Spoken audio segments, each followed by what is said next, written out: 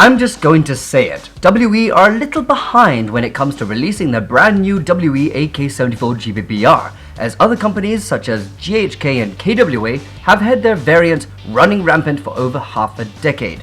Sure, WE had their PMC version, but the other AK74s, especially GHK, have had years of experience building their reputation, being praised by many GBBR-loving airsofters, sampling upgrades from dozens of companies who specialize in designing the most pristine aftermarket parts, all while staring at the dust-gathering trophy cabinet dedicated to the best AK74 GBBR awards they won for the past 5 years. The thing is, this happened before when Marui arrived late to the party with their newest GBBR tech, which threatened companies like BFC and GHK, forcing them to rethink their strategy, eventually releasing the second version of their M4s just so they could stay ahead of the game, or at least keep up with Marui.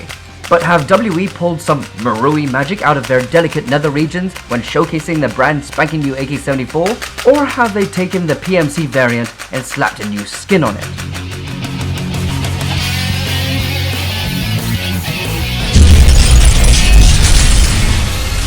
The AK74 is probably one of the more recognizable guns out there in both the real steel world and its airsoft counterpart, so trying to explain what it looks like would automatically hand me the title of Captain Obvious.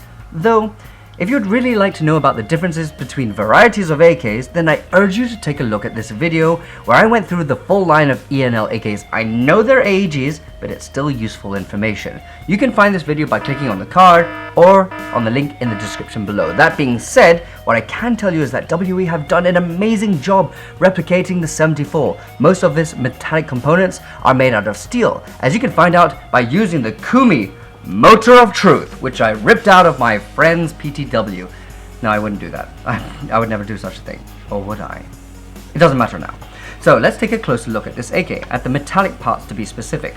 We have the butt plate, which is made out of steel. The sling point at the rear, also made out of steel. The receiver, which is very...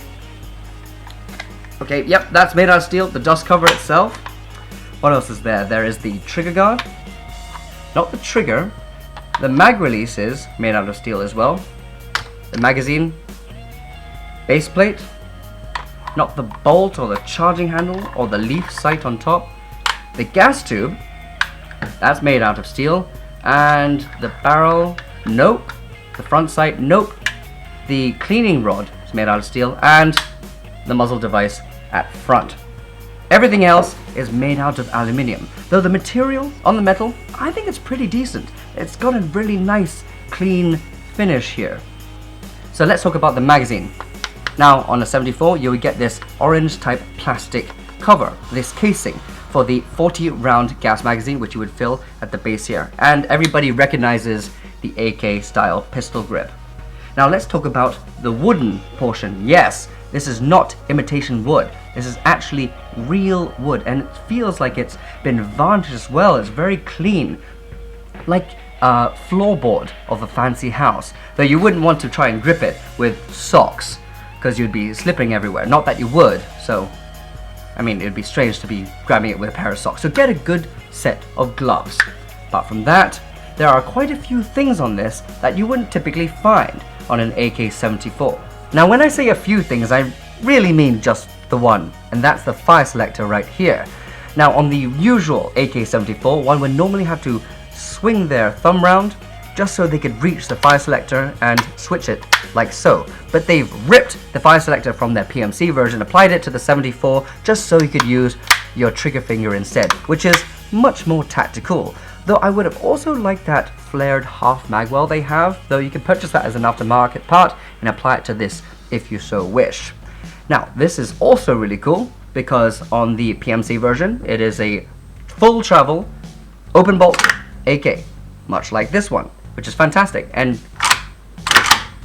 it does sound really cool as well. If you pull the charging handle back and look inside the breech, you can find the hop-up adjustment dial in there. Now, that's pretty much it, but it's time to actually not to chrono the thing, but to see how it feels once I pull the trigger. And that means having to fill it with gas and BBs and bring out its competitor, the GHK AKM. Now, I know this isn't the AK74, but thanks to you all was sold out, and I'm not salty about it. I mean, I would like to use the GHK AK74, but I'm just going to let that go because, you know what, I'm glad it's sold out. You see? No salt at all. But to be honest, I could use any GHK AK. Since what I'm going to do now is compare the feeling between the two. Shoot them one by one, side by side, rack it, get excited, the works. I'm going to start with the GHK AK, and then I'm going to move on to the WE. Now, if I remember correctly, the fire selector is relatively stiff. It's not full travel, which is slightly disappointing. And reloading those BBs, my god, that was really difficult. But this is meant to feel amazing. Yes, good solid kick. But this is where the fun begins. Full auto time. Yes. Woo! That felt great. That felt fantastic. Yep, it doesn't fire. Now it's time for the WE. I'm so excited for this. Let's do this. Ooh, good solid kick there. Probably even more so than the GHK. That's quite impressive. But time for full auto. You see, I like that fire selector. So much easier. Ooh, a substantially lower rate of fire though, but there's a good solid kick there.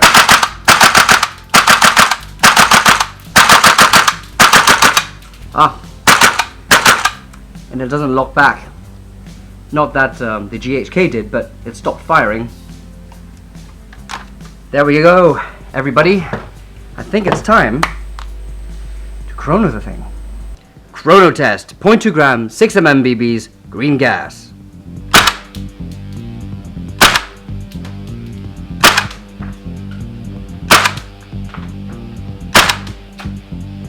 I know what you're thinking, 250, 260 FPS is frightfully low, but it's like they're prepping for the Japanese market because they will allow these there now. But I should inform you because they have informed me, they being we, have informed me that they will be releasing a nozzle that makes the AK74 shoot upwards of 400 FPS, so let us not worry about that. Right now, we are at the 20-meter range. For this particular test, I'll be using 0.28 gram BBs with green gas. So, let's do this, shall we? Oh yeah, one more thing. I'm not using a gun stand because the magazine is just too long. I couldn't fit it right. Not that people usually have a problem with that, but let's continue with this.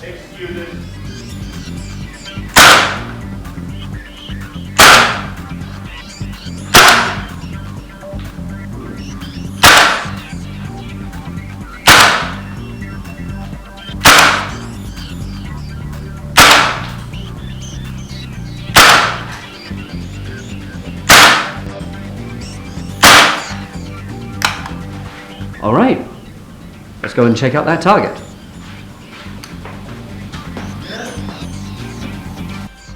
Oh, hey Quake. I see that I hit you right at the tip of your schnoz. I didn't mean for that to, I totally meant for that to happen. Why am I here? Oh right, accuracy test. This is the target. Our grouping is at about 4 inches apart from about 20 meters away. That's not bad for the AK, considering the FPS is a little inconsistent. I actually thought it would be worse than this, but this is pretty decent. I'm happy with the result. All right, let's go back to the showroom. Judging by what we've seen so far, it may not chrono very consistently, but it's still a great performer. I'm a big fan of how hard it kicks, and the external build quality is just up there. But here's the truth about AKs. They just aren't as popular as M4s, but why is that? I'm speaking in terms of airsoft here, not in the real steel world. A base GBB AK74 or 47 performs just as well as a standard GBB M4. Trust me, this is true. They can both be modified internally and externally and still perform just as well as each other, albeit the M4 having a lot more external mods. But on an even playing field, I still have a feeling that most people would pick M4s. But that being said, AKs are not that far behind. I know there are 2 leading manufacturers out there, but I still believe we should give this AK from WE GBBR a chance, as I was genuinely surprised by how well it performed. But what do you think? Let me know in the comments section below. So with this cool product and many more, go to our online store at www.redwolfairsoft.com, and I'll be seeing you on the next episode of RedWolf TV.